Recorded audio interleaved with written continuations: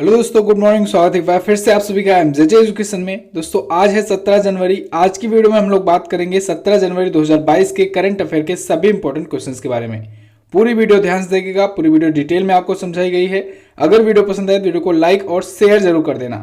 Channel पर नए आए हो चैनल को सब्सक्राइब कर लेना, बेल आइकन को प्रेस कर लेना, जिससे आने वाली वीडियोज का नोटिफिकेशन आप तक पहुंचता रहे। इसकी पीडीएफ फाइल और डिटेल्स के साथ क्विज मिलेगी आपको हमारे एप्लीकेशन पर। तो आप गूगल प्ले स्टोर पर जाइए और एमजेटी ऐप डाउनलोड कीजिए। इसके अलावा वहाँ पर हमारे बहुत सारे बैचेज आए हुए हैं, आप इनको भी परचेज कर सकते हैं। अभी 33% का डिस्काउंट चल रहा है, तो आपको कूपन कोड इंटर करना है सुमित33। कोई भी डाउट हो, कोई भी प्रॉब्लम हो तो व्हाट्सएप का नंबर डिस्क्रिप्शन में दिया गया है, आप वहाँ से भी संपर्क कर सकते हैं। चलिए बात करते हैं लास्ट डे के क्वेश्चंस की। लास्ट डे का हमारा पहला क्वेश्चन था आपसे, फेसबुक ने व्हाट्सएप को कब खरीदा था? तो फेसबुक ने व्हाट्सएप को 2014 में $19 बिलियन में खरीदा था। नाता संकीर्तन महोत्सव मणिपुर में मनाया जाता है। ये दोनों ही क्वेश्चंस काफ़ी स्टूडेंट ने डिटेल्स के साथ आंसर किए थे। आप सभी लोग ऐसे ही डिटेल्स के साथ आंसर किया करो।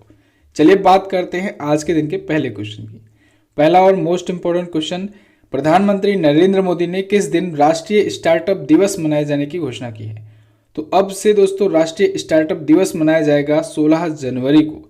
प्राइम मिनिस्टर नरेंद्र मोदी जी ने इसकी घोषणा की है कि अब से जो स्टार्टअप डे होगा 16 जनवरी को प्रत्येक वर्ष मनाया जाएगा, जिससे स्टार्टअप्स जो हैं इनको बढ़ावा मिल सके, इसके बारे में अवेयरनेस फैलाई जा सके और इनको जो स्टार्टअप्स हों उनको भी एक सम्मान मिल सके। ठीक है ना, क्योंकि स्टार्टअप्स जो हैं वो इंडिया को आगे ले जाने में काफ़ी ज़्यादा मदद करते हैं। तो स्टार्टअप्स जो है नए भारत की रीढ़ भी कहा है इन्होंने। इसके अलावा स्वतंत्रता के 100वें वर्ष तक देश आर्थिक विकास की गति देने वाला इंजन बताया है स्टार्टअप्स को ही प्रधानमंत्री नरेंद्र मोदी जी ने। इसके अलावा उन्होंने कहा कि वर्तमान जो दशक चल रहा है, यानी कि 2021 से लेकर के 2030 तक का जो डिकेड होगा, ये टिकेड होगा, एक प्रकार से टिकेड मतलब यहाँ पर देखिए टेक को ज़्यादा बढ़ावा दिया जाना होगा। तो ये इन्होंने अनाउंसमेंट किया है 16 जनवरी को राष्ट्रीय स्टार्टअप दिवस मनाए जाने की। प्रधानमंत्री नरेंद्र मोदी जी द्वारा अभी हाल फिलहाल में जो महत्वपूर्ण दिवस घोषित किए गए हैं उनको यहाँ पर लिखा गया है, आप देख सकते हैं। जैसे पराक्रम दिवस दोस्तों सुभाष चंद्र बोस जी की जयंती के अवसर पर मनाया जाता है, आपको पता होगा इन्होंने ही अनाउंस किया था 23 जनवरी को। ठीक है, और अभी मैंने कल की वीडियो में एक क्वेश्चन बताया था कि जो गणतंत्र दिवस समारोह होता है ना, वो 24 जनवरी से ना शुरू होकर के अब से 23 जनवरी को ही शुरू हुआ करेगा, तो रिवाइज कर लीजिए। इसके अलावा समर्पण दिवस पंडित दीनदयाल उपाध्याय जी की पुण्यतिथि के अवसर पर मनाया जाता है 11 फरवरी को। इसके अलावा राष्ट्रीय भाला फेंक दिवस 7 अगस्त को मनाया जाता है। 7 अगस्त को नीरज चोपड़ा जी ने इंडिया को पहला गोल्ड दिलाया था एथलेटिक्स में, ओलंपिक में, तो इसी वजह से राष्ट्रीय भाला फेंक दिवस मनाया जाएगा।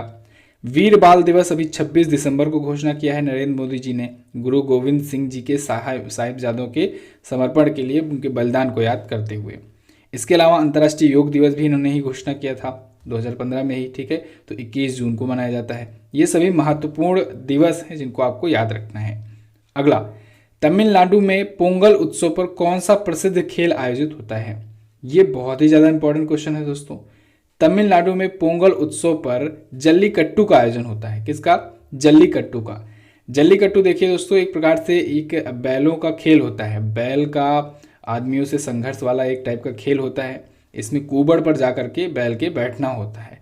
ठीक है, तो जो बैठ जाता है कुबड़ पर जाकर के वो विजेता घोषित किया जाता है। तो इस प्रकार से टीमें होती हैं और बहुत ही ज़्यादा चर्चित ये खेल होता है।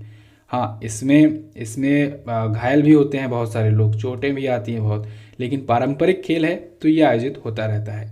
तो ये मदुरई जिले के अवनियापुरम तमिलनाडु में अभी हाल ही में आयोजित किया गया पोंगल उत्सव पर ये आयोजित होता है। ठीक है, पोंगल मैंने आपको बताया था मकर संक्रांति को ही अलग अलग नामों से भारत भर में जाना जाता है। जैसे मकर संक्रांति के नाम से खिचड़ी जाना जाता है उत्तर भारत में। इसके अलावा लोहड़ी जाना जाता है पंजाब वगैरह क्षेत्र में।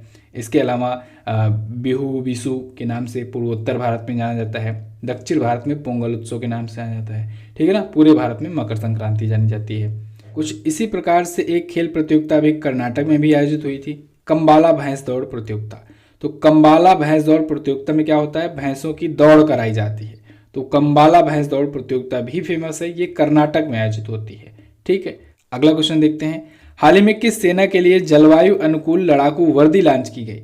तो भारतीय थल सेना के लिए दोस्तों जलवायु अनुकूल लड़ाकू वर्दी लॉन्च की गई है। क्लाइमेट फ्रेंडली ये यूनिफॉर्म होगा, कॉम्बैट यूनिफॉर्म होगा कुछ इस प्रकार से।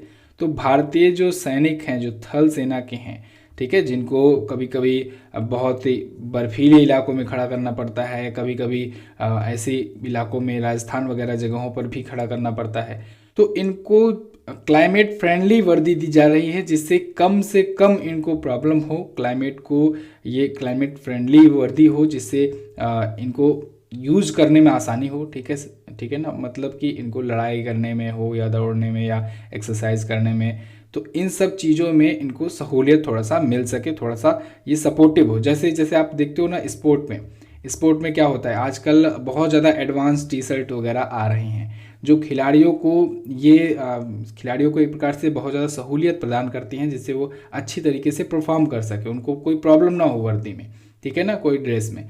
ऐसे ही कुछ प्रकार से आर्मी के हिसाब से बनाया गया है आर्मी कॉम्बैट पैटर्न यूनिफॉर्म। इसको तैयार किया है national institute of fashion technology ने। तो ये सैन्य कर्मियों को देखते हुए, ध्यान में रखते हुए तैयार किया गया है स्पेशल तौर से। तो इसे अभी 15 जनवरी यानी सेना दिवस के अवसर पर ही लॉन्च किया गया। 15 जनवरी को भारतीय सेना दिवस मनाया जाता है, इसको भी आप याद रखेंगे। चलिए बढ़ते हैं अब अगले क्वेश्चन की तरफ। भारतीय रेलवे ने ट्रेन गार्ड के पद का नाम बदलकर क्या किया? तो भारतीय रेलवे ने दोस्तों एक बहुत बड़ा डिसीजन लिया है।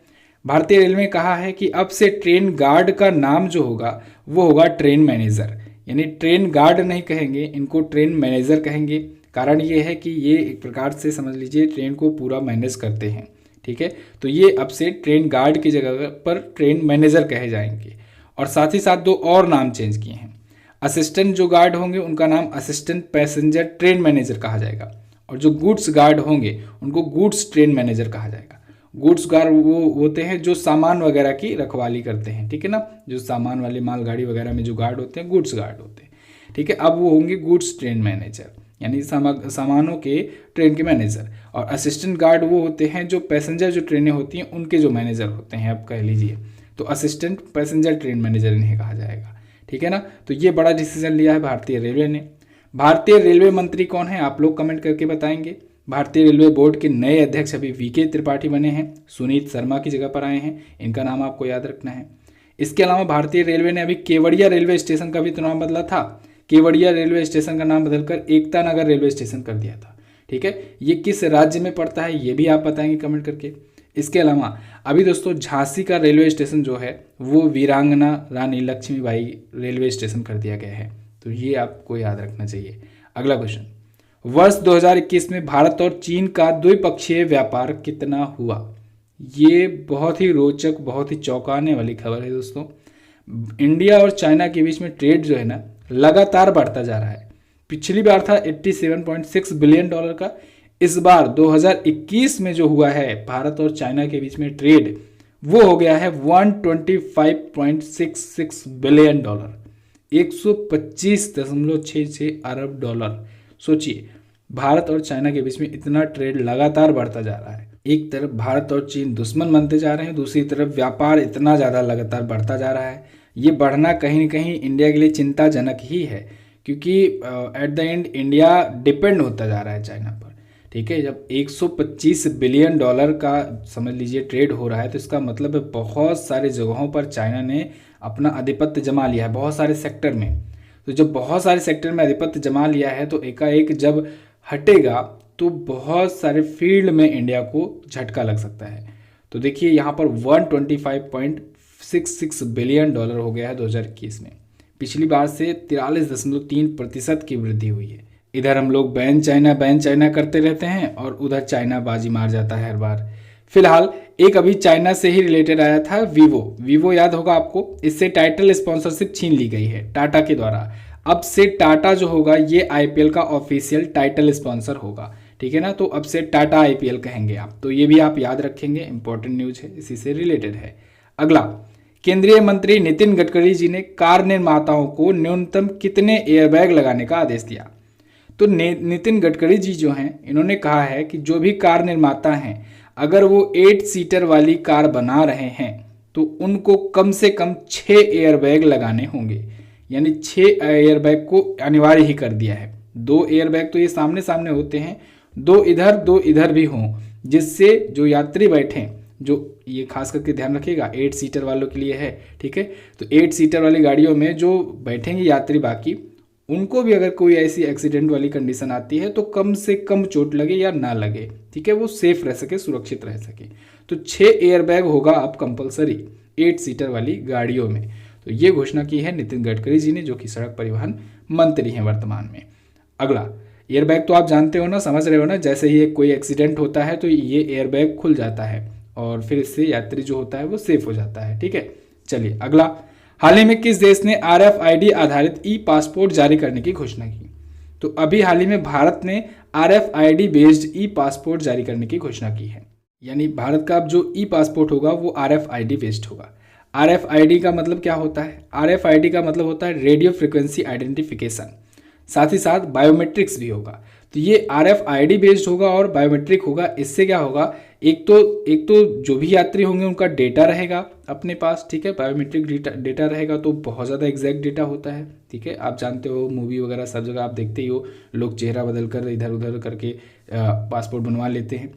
फिलहाल जब आपके पास ये डाटा रहेगा, बायोमेट्रिक डेटा रहेगा, तो बहुत ही आसानी से पहचान सकोगे, साथ ही साथ बहुत ही सिक्योर तरीके से हो सकेगा सब सिस्टम, ठीक है। तो जो नया ई पासपोर्ट जारी हो रहा है वो अंतर्राष्ट्रीय नागरिक उड्डयन के मानकों के अनुरूप भी होगा, इसके स्टैंडर्ड्स को भी फॉलो करेगा, साथ ही साथ ये बायोमेट्रिक बेस्ड होगा तो एडवांस होगा, समझ लीजिए कि डेटा भी सुरक्षित रहेगा। तो इसलिए भारत ने घोषणा की है ई पासपोर्ट जारी करने की। पासपोर्ट आया है तो हेनले पासपोर्ट इंडेक्स आपको नहीं भूलना चाहिए। अभी मैंने आपका रिवीजन करवाया हुआ था कि हर 3 महीने में हेनले पासपोर्ट इंडेक्स जारी होता है। इस बार भारत की रैंक आ गई है 83वां। क्यों? क्योंकि भारत को 60 देशों का वीजा एक्सेस प्राप्त है, ठीक है, वीजा फ्री एक्सेस प्राप्त है। चलिए अगला, अच्छा, लेखपाल बैच आया हुआ है, इसके बारे में मैं आपको बता दूं। इस पर क्लासेस लगातार चल रही हैं यूपी लेखपाल की, तो आप लोग इसको ले सकते हो। अभी आपको 749 नहीं पे करना है, आपको कूपन कोड में यूज करना है SUMIT33 SUMIT33 capital letter without any space, आपको ये एंटर करना है। ये कोर्स हो जाएगा लगभग 501 रुपये में। ऑफर लिमिटेड टाइम के लिए है, आप इसका फ़ायदा उठा सकते हैं। MZT ऐप पर जाइए, वहीं पर आपको ये कोर्स मिलेगा। अगला, वर्ष 2021 के सर्वश्रेष्ठ शिल्प गांव के लिए अंतर्राष्ट्रीय शिल्प पुरस्कार किसने जीता? तो ये जीता है दोस्तों केरल कला एवं शिल्प ग्राम ने। केरल कला एवं शिल्प ग्राम यानी Kerala arts and craft village ने ये अवार्ड जीता हुआ है। इंटरनेशनल क्राफ्ट अवार्ड, चौथा ये संस्करण था, तो इसको जीत लिया है केरल ने। केरल कला एवं शिल्प ग्राम संगठन है एक दोस्तों, उसी ने ये पुरस्कार जीता हुआ है। इंटरनेशनल क्राफ्ट अवार्ड जो है पिछली बार वाला अगर पूछा जाए तो आप बताएंगे मलेशिया के एक क्राफ्ट कोमुनती क्रूज शिल्प ग्राम था, उसने जीता था पिछली बार वाला। इस बार वाला केरल कला एवं शिल्प ग्राम संगठन ने जीता हुआ है। क्राफ्ट क्या होता है इसे तो आप समझ ही रहे हो, ठीक है। शिल्प ग्राम क्या होता है इसे आप समझ ही रहे हो, उसको बताने की जरूरत है नहीं। अगला, AISCD द्वारा पहला विश्व बधिर T20 क्रिकेट चैंपियनशिप कब आयोजित कराया जाएगा? तो AISCD के द्वारा पहला विश्व बधिर T20 क्रिकेट चैंपियनशिप 2023 में आयोजित कराया जाएगा। सी ऑप्शन आपका होगा यहाँ पर करेक्ट। अभी हाल ही में AISCD यानी all India sport council of the deaf यानी अखिल भारतीय बधिर क्रीड़ा परिषद, इसके द्वारा दोस्तों घोषणा की गई है कि ये अब आयोजित करवाने जा रहा है 10 जनवरी से 20 जनवरी 2023 के बीच में पहला विश्व बधिर T20 क्रिकेट चैंपियनशिप, इसको मंजूरी मिल चुकी है। तो इसमें कम से कम 8 देशों की बधिर क्रिकेट के खिलाड़ी या हैं टीम हिस्सा लेंगे और केरल में आयोजित होगा। ओके, अगला देखते हैं। अगला क्वेश्चन है, हाल ही में कितने स्टार्टअप्स को राष्ट्रीय स्टार्टअप पुरस्कार 2021 मिला? तो अभी हाल ही में 46 स्टार्टअप्स को, ये यहाँ पर थोड़ा सा गलती हो गई है, 46वां नहीं रहेगा, यहाँ पर 46 स्टार्टअप्स को जो है राष्ट्रीय स्टार्टअप्स पुरस्कार या नेशनल स्टार्टअप्स अवार्ड मिला हुआ है, ठीक है। नेशनल स्टार्टअप्स अवार्ड 2021 से 46 ऐसे स्टार्टअप्स जो हैं वो सम्मानित किए गए हैं। स्टार्टअप इंडिया के तहत बढ़ावा देने के लिए स्टार्टअप्स को सम्मानित किया गया है। और अभी पहला क्वेश्चन यही था कि अब से 16 जनवरी को नेशनल स्टार्टअप डे मनाया जाएगा, ठीक है। तो स्टार्टअप्स क्या होता है? एक स्टार्टअप दोस्तों वो होता है कि समझ लीजिए एक ऐसा बिजनेस जो कोई एक अलग फील्ड में स्टार्ट किया जाता हो और उससे कहीं ना कहीं पब्लिक को, समाज को फ़ायदा होता हो, ठीक है, और जिससे वो रेवेन्यू जनरेट होता हो। जब वो रेवेन्यू जनरेट होगा तो उससे सरकार को भी फ़ायदा होता है, क्योंकि सरकार को टैक्सेस वगैरह भी मिलते हैं। साथ ही साथ एम्प्लॉयमेंट मिलता है। एम्प्लॉयमेंट से मतलब ये कि नौकरी लेने के लिए तो बहुत लोग तैयार रहते हैं, नौकरी देने वाला भी होना चाहिए। तो नौकरी जो देने वाला होता है वो भी एक प्रकार से जनरेट होता है। इस वजह से भी सरकार चाह रही है स्टार्टअप्स को बढ़ावा मिले, जिससे कहीं ना कहीं ये बेरोजगारी की समस्या कम से कम हो सके, ठीक है, एम्प्लॉयमेंट की समस्या कम हो सके। इसके अलावा जो बहुत बड़ा इम्पैक्ट पड़ता है वो है कि ओवरऑल इंडिया जो है वो इंडिपेंडेंट कंट्री बनेगी, ठीक है, मतलब इस सेक्टर में भी आत्मनिर्भर बनेगी कहीं ना कहीं। तो ये सभी फायदे होते हैं कि स्टार्टअप्स से। इसी वजह से स्टार्टअप्स को बढ़ावा देने के लिए गवर्नमेंट जो है वो काम कर रही है। फिलहाल ये तो थे हमारे आज के दिन के टॉप 10 करंट अफेयर के क्वेश्चंस। कैसी लगी है आपको वीडियो, आप कमेंट करके हमें जरूर बताएंगे। वीडियो अगर पसंद आई है तो वीडियो को लाइक कर देंगे, और हाँ, चैनल को सब्सक्राइब करो भाई। बहुत सारे लोग हैं ऐसे जो वीडियो रोजाना देखते हैं लेकिन चैनल को सब्सक्राइब नहीं किए हुए। चैनल को सब्सक्राइब करके रखो, वीडियो को लाइक कर दिया करो, जिससे वीडियो का नोटिफिकेशन अब तक पहुँचता रहे लगातार। ओके, इसके अलावा दोस्तों क्वेश्चन ऑफ द डे में 2 क्वेश्चन आज भी है आपके लिए, जैसा कि रोज होता है। पहला है पराक्रम दिवस कब मनाया जाता है, किसकी जयंती पर मनाया जाता है, कब से मनाया जाना शुरू हुआ है, उनकी क्या क्या खास बातें थी, आप ये सारी चीज़ें लिख सकते हो। दूसरा, किस देश ने हाल ही में खाद्य आपातकाल की घोषणा की थी, उस देश की करेंसी क्या है, उस देश में क्या क्राइसिस चल रही हैं, भारत ने उस देश को क्या देने की घोषणा की है, ये सारी चीज़ें आप इसमें लिख सकते हो। ऐसे ही आप डिटेल्स लिखा करो, ठीक है, जब डिटेल्स लिखोगे तो वो चीज़ें माइंड में बने रहेंगी लॉन्ग टर्म तक। चलिए फिलहाल इतना ही रखते हैं वीडियो में। एप्लीकेशन पर जाइएगा, इसकी क्विज और पीडीएफ प्राप्त कर लीजिएगा, टेलीग्राम ज्वाइन कर लीजिए, यहाँ पर आपको नोटिफिकेशन वगैरह मिल जाएंगे और पीडीएफ वगैरह यहाँ पर भी भेजी जाती रहती है। चलिए बहुत बहुत धन्यवाद दोस्तों जुड़ने के लिए। मिलते हैं अगले दिन की वीडियो में, तब तक के लिए नमस्कार, जय हिंद, वंदे मातरम।